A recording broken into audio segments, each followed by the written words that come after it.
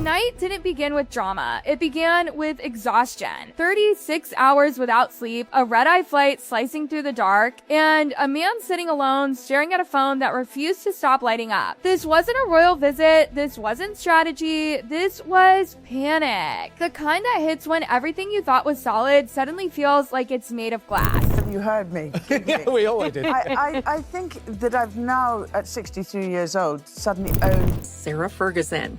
As for Andrew, he will keep the title of Prince since he is the son of the late Queen Elizabeth. It is that may or may not have been going on at Sandringham while hosting this party. A 2 a.m. flight, no sleep for 36 hours, and Prince Harry's about to find out everything he thought he knew about his wife might not be what it seemed. See, this wasn't some planned trip or royal duty. This was an emergency. Sarah Ferguson had just gone on Piers Morgan's podcast and said something that would blow Harry's entire world apart. She didn't just drop hints or play games. She flat out said Meghan was in Andrew's circle way back when, and she's got the receipts to back it up. Letters, recordings, driver logs, the whole thing. And here's what makes this absolutely insane. Harry spent years defending Meghan, burning every bridge with his family, walking away from everything to protect her. And now he's on a plane racing back to London to find out if everything he believed was wrong. What Sarah had waiting for Harry in that room. It's the kind of thing you can't unsee. The kind of information that doesn't just change a marriage. Harry had spent years rewriting his life for one woman. He tore himself away from the only world he'd ever known, detonated family relationships, and stood in front of cameras insisting that the woman beside him was misunderstood, maligned, and mistreated. That belief wasn't casual, it was his foundation. And now, at 30,000 feet, that foundation was cracking. Reinvent herself. Time after time. Was that something you saw as a fault?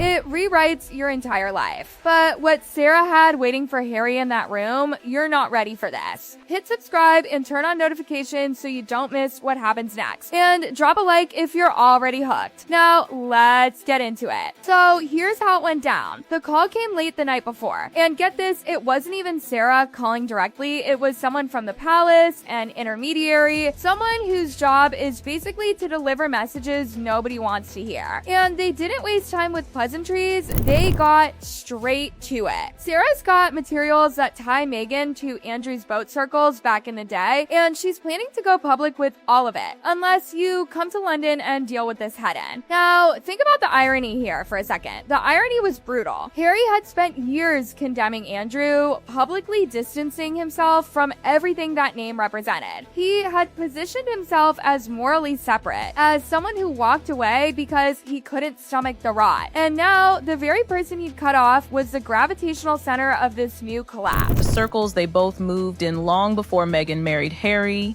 and most importantly, the truth about Harry spent years absolutely trashing Andrew. He's publicly condemned his uncle's behavior, distanced himself as far as possible, walked away from the entire royal institution, partly because of how toxic it all became. And now he's rushing back to that same world, flying straight into the mess he escaped, all because of Andrew, the same uncle he wanted nothing to do with. The panic must have been immediate. This wasn't some vague threat or tabloid speculation Harry could brush off. This was specific. This was detailed. And according to that palace insider, Sarah had been holding on to this information for years, just waiting for the right moment to release it. And apparently that moment was now. The flight felt endless. Every message hit harder than the last. Rumors Harry had once brushed aside now came back sharper, clearer, uglier. Listen, Harry spent that entire flight bouncing between disbelief and dread. He's glued to his phone, scrolling through encrypted messages from palace insiders who were feeding him information in real time. Some of it he'd heard whispers about before. You know how royal circles work. Rumors float around quietly, people drop hints at dinner parties, things get mentioned in passing that you're not quite sure you heard correctly. He had ignored those whispers because love makes you selective. Because belief is easier than doubt. Because once you commit your entire identity to defending someone, questioning them feels like right now it's a tell-all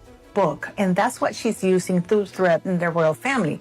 But you would think that it would only... Betrayal. We're talking about timelines, about meetings, about connections that happened years before he even met Meghan. The kind of details that don't just complicate the story he had been telling the world, they completely rewrite it. Every new detail didn't just raise questions. It invalidated years of arguments, years of anger, years of sacrifice. By the time the plane descended, Harry knew something fundamental was wrong. Meghan had secrets. Not small ones, structural ones. And Sarah Ferguson had decided she was done protecting them. From that moment forward, everything moved fast. Interviews, leaks, timelines. Sarah didn't hedge her words. She didn't soften the implications. She didn't pretend this was accidental. She said Meghan had been in Andrew's world long before Harry, and she said she could prove it. Letters, handwritten, intimate, dated, recordings, voices captured when people thought no one was listening. Driver logs, cold, professional, repetitive proof, and that was what changed everything. Because stories can be denied, documents cannot. Harry didn't walk into Royal Lodge expecting comfort. He walked into evidence. A folder on the table. No theatrics, no shouting, just paper, audio, and dates that didn't line up with the life he thought he knew. The letters weren't ambiguous. They referenced private jokes, specific rooms, familiar routines. They read like correspondence between people who had shared space, time, and comfort. The recordings were worse. You can rationalize ink. You can debate photographs. But voice is undeniable. Once you hear someone laugh, tease, speak casually with a person they've... How much Harry loves her, how his love for her is bold,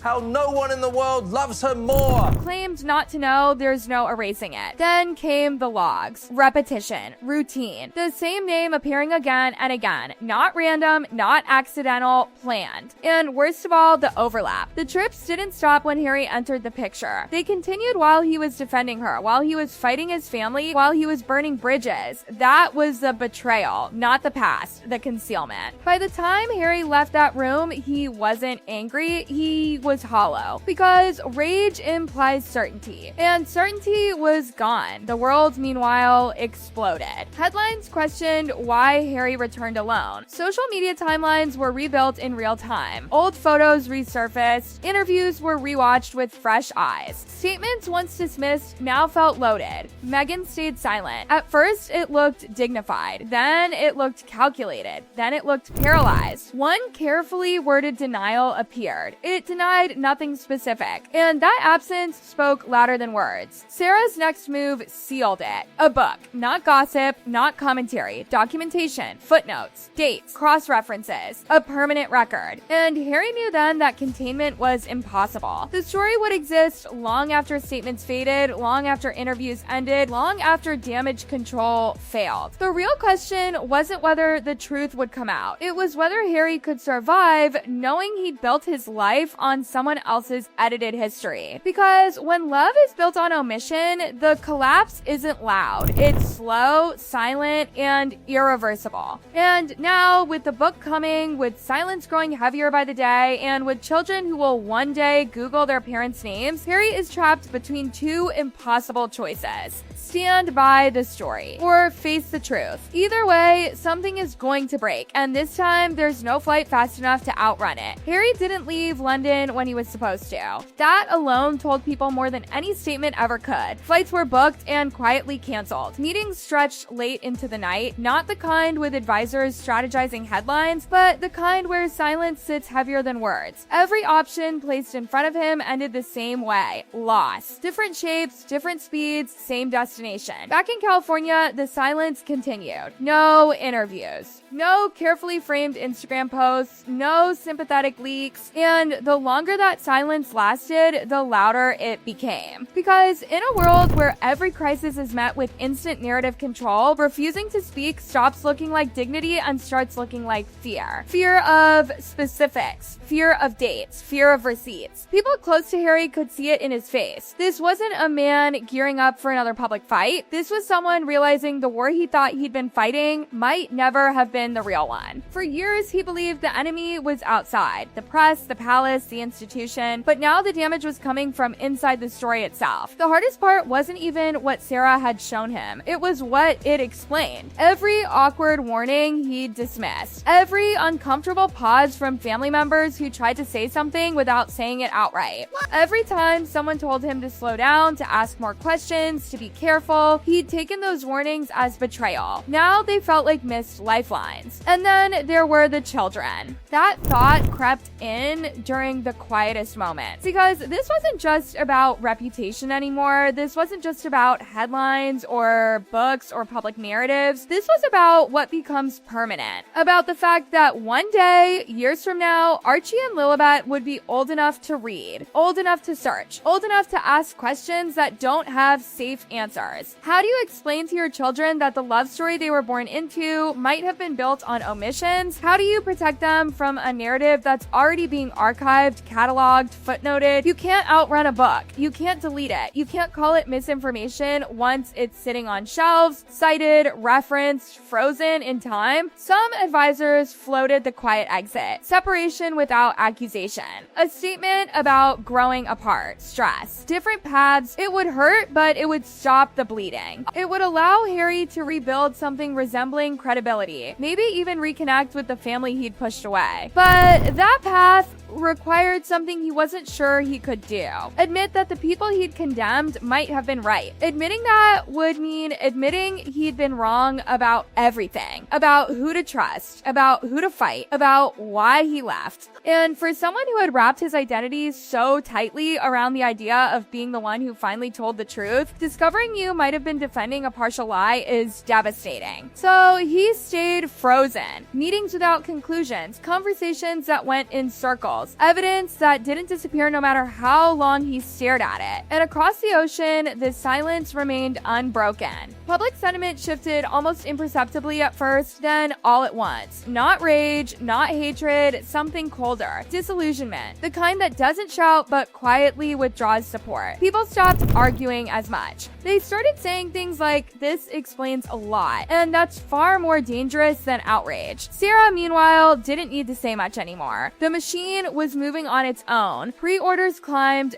excerpts leaked, analysts debated footnotes like they were courtroom exhibits. This wasn't scandal anymore, it was record building. And Harry finally understood the cruelest part of it all. He hadn't flown to London to protect his wife one last time. He'd flown there to discover that protection had never been possible, that the truth he was shielding wasn't fragile because of outside attacks, but because it was incomplete by design. Whatever choice he makes next will define the rest of his life. Stand beside her and risk being remembered as someone who refused to see what was in front of him. Step away and confirm every whisper he spent years fighting. Or stay silent and let history decide for him. None of those paths preserve the story he believed in. And that's the real ending here. Not a confrontation, not a statement, not even a book release. Just a man realizing too late that when you build your entire future on someone else's version of the past, you don't get to choose how it collapses. You only get to watch it happen, to watch it happen, to watch it happen, to watch